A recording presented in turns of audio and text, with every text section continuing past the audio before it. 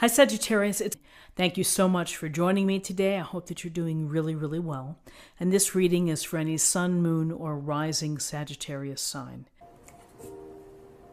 Okay, so we're starting with the Queen of Wands. And the Queen of Wands brings this energy of someone who is in command of herself and her energy and her ability to deal with many, many things. She's able to successfully multitask. She is charismatic. She's a leader.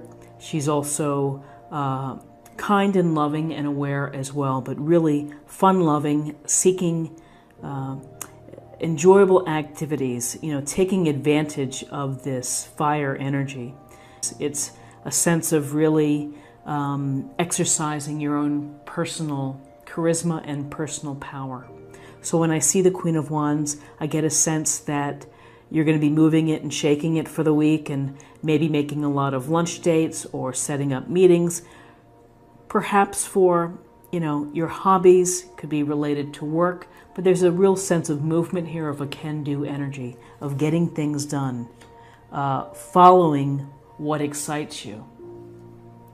So then we have the Seven of Pentacles. And the Seven of Pentacles brings this pentacle energy, earth energy, Taurus, Capricorn, Virgo. And we see the man here taking a time out. And he's looking at his pentacle bush and he may be wondering, wow, this is taking forever. Is it ever going to become ripe? Am I ever going to finish this task? And so he has put into it a lot of time, energy, and his resources and focus to be able to get to this point. So you may be thinking to yourself, I'm working on this project, or I'm, been putting in all these hours for my degree or my certification, and I just don't feel any closer. Well, you are close. And so with the Seven of Pentacles, sometimes it's good to take a break and to think about your work. Can it be improved? Can it be made more efficient? And if this is in respect to nurturing a relationship, of taking the time and designating and giving the right amount of time to the relationship and having patience. Really, this is a card of patience. Not everyone is so patient, but if you are patient, then ultimately you will reap the reward of the Seven of Pentacles. So now let's choose two cards for guidance. Okay, so we have the major arcana, we have the Wheel of Fortune. And the Wheel of Fortune, this is about the wheel of life, and that wheel of life is always turning, it's always spinning. Things are in motion constantly. We may not feel like they are, but they are. And so events come and go within our lives. Some are good, some are not so good. And we have to be flexible. We have to learn how to deal with these things. So you may feel that the pace of your life this week is picking up and that things are moving quickly. And perhaps it's the movement of wanting to get things done, as the Queen of Wands would have you do, of setting up meetings or, just making plans. And so with the Wheel of Fortune, it's always important to think about how you respond, particularly when something throws you off schedule or disrupts what your original plans were. How do you deal with that? How do you make the most of it? How do you keep it from, really messing you up? And so with the Wheel of Fortune, it's about perhaps things are picking up for you. And, the events that come and go, you may be facing a decision. And this decision, you might need more time before you make that decision. You just may need to think about it. There's no harm in taking the time and being patient in whatever decisions that you have to make. So then, here's the youthful version of our fire energy with the Page of Wands. And so this Page of Wands could suggest that it's someone within your circle, family, co-worker, with this youthful energy, seeking excitement, seeking experience, wanting to do things, to again get up and go, and wanting to bring all of life into his or her hands. And so this is another case for you. It's another justification for you to, what's the expression? Is it make hay while the sun shines? I don't know that that's it or not, but go out there and make things happen. Go take control and, do the things. Again, it comes down to your passions, to your excitement. He's dressed in this red frock, and red is about what is it that you are passionate about. And if you are unable to have your passions as your main career, find the things that can satisfy it as a side hustle. So if you enjoy painting, but your real job doesn't allow you the time during the day, then create some time on the weekend to do what you love. Or an hour or two each night. Sit and get the paints out. Start being inspired. Be inspired here. Be in command, be in control, and be inspired. And finally, I'm going to choose 2 cards for possible outcomes for the week.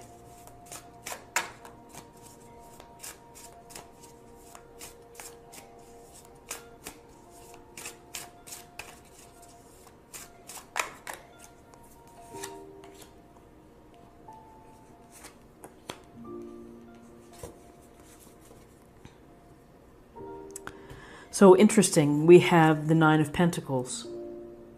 And this woman is in her walled garden. She has a lot of pentacles. She has a lot of grapes. She has a beautiful outfit on, and she has the bird on her gloved hand. So a couple things here. This is really a card of being independent and being sufficient and creating the life that you want. She has created a comfortable life. She is enjoying it. Along the way, she probably had to sacrifice. She probably had to work hard. She may have had to really network and to make connections and to put herself out there. So this is a card of really of building the type of home that you want and the lifestyle that you want. So she's solo in this. And so we have this idea of independent, being independent, working hard, but also enjoying the fruits of your labor. So what's interesting is having it near the Lovers. So, what I would say is when we see the Lovers, this is an opportunity for you to connect with someone where it could be a serious and transformative relationship. One where there's passion, one where there's excitement, one where there's intimacy, laughter. They're without their clothes on. They are vulnerable. They are open to whatever their experience brings them. Sometimes when we lay it all out there, we run the risk of getting hurt. We run the risk of being let down. So if you are looking for someone, if you're interested in having a partnered relationship, then this speaks favorably. That you're in a position to meet someone. And again, you can't be sitting idly by. You have to go make it happen. So with this Lovers card, it's a matter of A, putting yourself in a position to meet people, and B, once you've met someone, getting to know them, getting to see how you both think about core values, what your hopes and your dreams are. Are they in alignment? And then you will begin to make these decisions as part of either a unit or not. When you meet people and you've just started dating, you have to get to know them. If you're in a relationship, if you're married, this can go toward strengthening your bond, to creating maybe a new level of appreciation, revisiting your relationship, talking about it, communicating about it. So, when I see this Lovers close to this Wheel of Fortune, I get a sense that fortune's going to change in your favor when it comes to relationships. but you'll have to be independent. You may have to change your way of thinking, perhaps, and you have to be a go-getter. You know, the stork doesn't bring the partner to the front door. You have to open the door and walk out and go for it. And so I really think that a message here, it's about the patience, whether this is work or the patience in nurturing a relationship. Fortune changes. The universe throws us breadcrumbs, which we tend to follow sometimes. We're seeking our passion. We're seeking the youthful spark. And then we're going to have this opportunity for this very loving and deep relationship. So let's get some more information for this reading. So I'm going to choose an oracle card for meditation or practice area.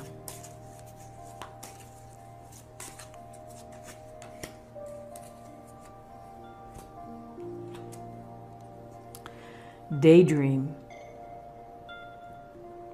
So this says you will more easily hear and receive our messages if you daydream regularly. Relax and open your mind to receiving without directing your thoughts. Just notice any feelings, visions, or ideas if you were watching a movie, as if you were watching a movie. This is the seat of creativity. It's really letting it flow within. Being open, being aware, trusting the messages that you do receive. But you have to open up your eyes, you have to open up your heart as well to get the messages to flow through. So a lovely card to let yourself daydream. There is no harm in daydreaming and calming your thoughts and just letting the messages seep through. So now I'm going to choose an oracle card for emotional self or spirit.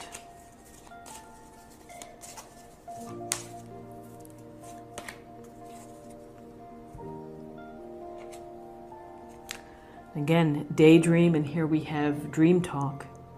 Your subconscious constantly and subtly speaks through your dreams. It's just one of the many ways in which your soul and those here in the spirit world can reach out and communicate with you through signs, symbols, messages, and more. Again, pay attention to your dreams. All types of delicious messages come through in our dreams, and sometimes we forget them when we wake up, or they linger. So pay attention to your dreams and daydreaming with the idea of letting creativity and letting ideas just float in and out. And finally, let's get some more information on love, since we do see the lovers here with this reading today.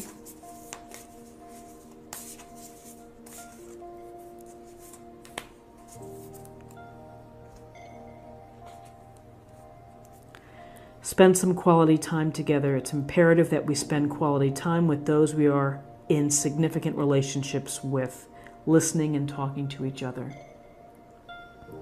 So, listening, spending time, creating a sacred space for those that you love, honoring the relationship. These are all wonderful things to think about for the week. How can you tell someone that they're important to you? How can you share and, be together and really find harmony and find joy and find happiness? So I think you have an awesome reading for the week, and I hope that you have a fantastic week.